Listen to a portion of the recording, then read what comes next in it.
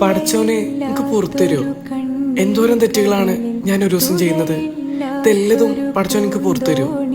നന്നാവണമെന്നൊക്കെ ഉണ്ട്, പക്ഷേ ഇത്രയും തെറ്റുകൾ ചെയ്യുമ്പോൾ മൂപ്പര് പുറത്തു തരുമോ എന്നുള്ളൊരു പേടിയാണ് മനസ്സിൽ.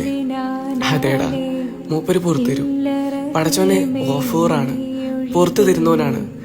99 ആൾക്കാരെ കൊന്ന മനുഷ്യന് മൂപ്പര് പുറത്തു കൊടുത്തില്ലേ. എന്തായാലും നമ്മൾ അത്രക്കൊന്നും ചെയ്തിട്ടില്ലല്ലോ. സോ മൂപ്പര് പുറത്തു തരും, നമ്മൾ ചോദിച്ചാൽ മതി. പക്ഷേ പടപ്പുകളോടുള്ളത് അത് അവരോട് തന്നെ ചോദിക്കണം. നമ്മൾ വേദനിപ്പിച്ചവരോട്, കുറ്റം പറഞ്ഞവരോട്, ദേഷ്യം പിടിച്ചവരോട് എല്ലാം.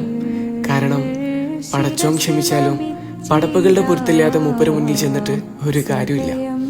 പരിശുദ്ധമാക്കപ്പെട്ട റമളാൻ വരികയാണ്. എല്ലാരോടും ക്ഷമ ചോദിക്കി, പൊരുത്തപ്പെട്ട് തരാൻ പറയും. ഇനി നിങ്ങൾക്ക് പറയാൻ വേണ്ടിയാണെങ്കിൽ ഈ വീഡിയോ അവർക്ക് അയച്ചു കൊടുക്കി.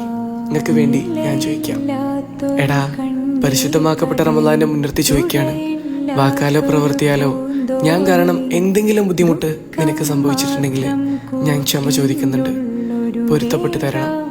നിങ്ങളെ ഭാഗത്ത് നിന്ന് എനിക്ക് എന്തെങ്കിലും ഉണ്ടായിട്ടുണ്ടെങ്കിൽ ഞാനും ക്ഷമിച്ചിട്ടുണ്ട്. ഒന്നും നാളേക്ക് വെക്കരുത്, പുറത്തു തരണം.